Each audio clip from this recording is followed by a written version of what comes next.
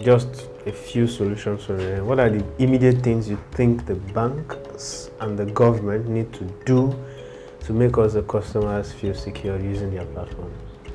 Okay, like I said, awareness. Awareness is very important. Awareness needs to cut across not just awareness on services they offer, or awareness on how customers can actually expose themselves. Because most times when you investigate cybersecurity incidents, when you release to banks and their customers, I can't really give you specific figures, but I can tell you most times it's actually from the customer. For example, it's important to know that you don't expose if someone have the front picture and the back picture of your ATM card, the only thing it will translate to is debit alert. Okay. So you need to actually make your customers aware how sensitive these things are.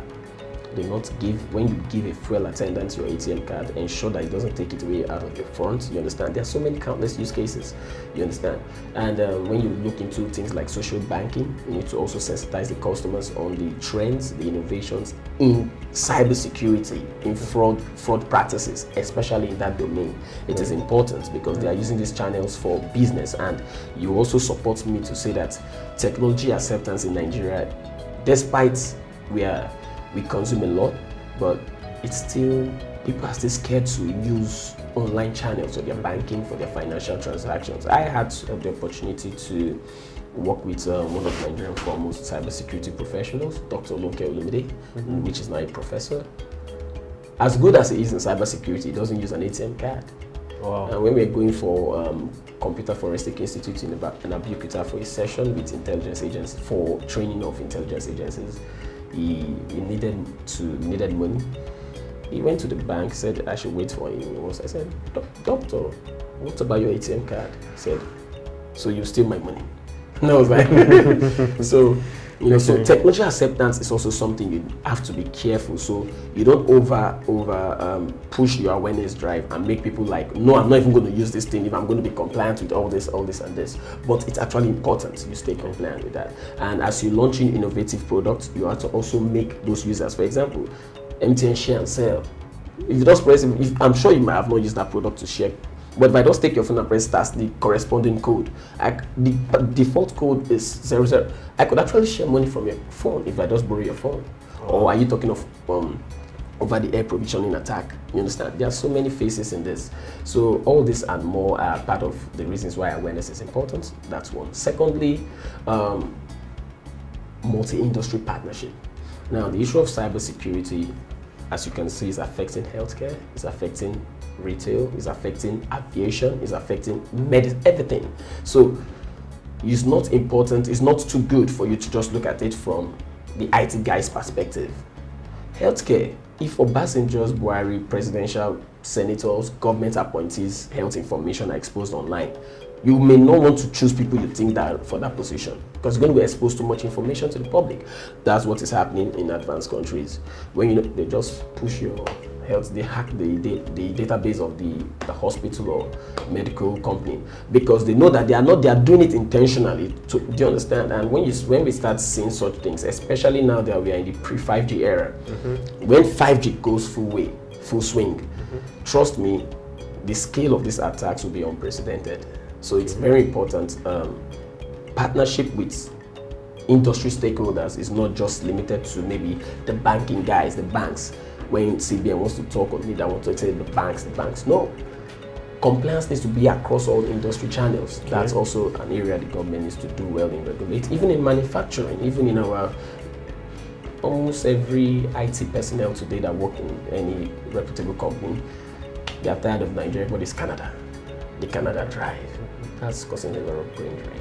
The government also needs to put in hubs in order to preserve our content and our talents, our best minds. Okay. So these are many of them. More ways the government can control cybercrime. Okay. So for instance, just one word on it. And also, a hospital, for instance, how would they? What risk are they exposed to, and what do they need to do? Now, the issue of hospital is so pressing in the sense that technology has advanced to a level now that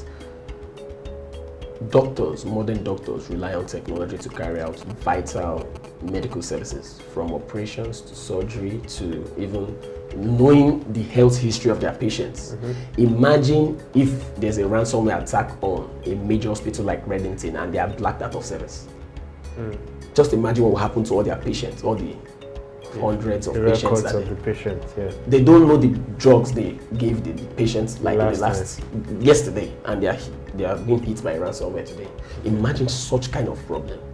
Not only will they pay losses, they will also be held responsible. People are going to sue, you understand? Simply for what reason? Because they are not compliant with healthcare. America has a lot of healthcare cybersecurity frameworks that oversees the compliance level for hospitals when they use technology for their operations, you understand? This is what I'm talking about when I say multi-industry partnership. Government needs to also come to this and say, okay, hospitals that are actually holding sensitive data, this is the compliance level for you. Not just banks will need that. This is what you should do. This is your systems. When you're doing vendor, another thing about is vendor assessments. That's another area most IT companies overlook. Most hospitals, most banks, most businesses. Sometimes, like what happened to Taxify, now Bolt. There was a time they said Bolt was hacked. But Bolt was not hacked. It was the aggregating company, the financial company that was hacked.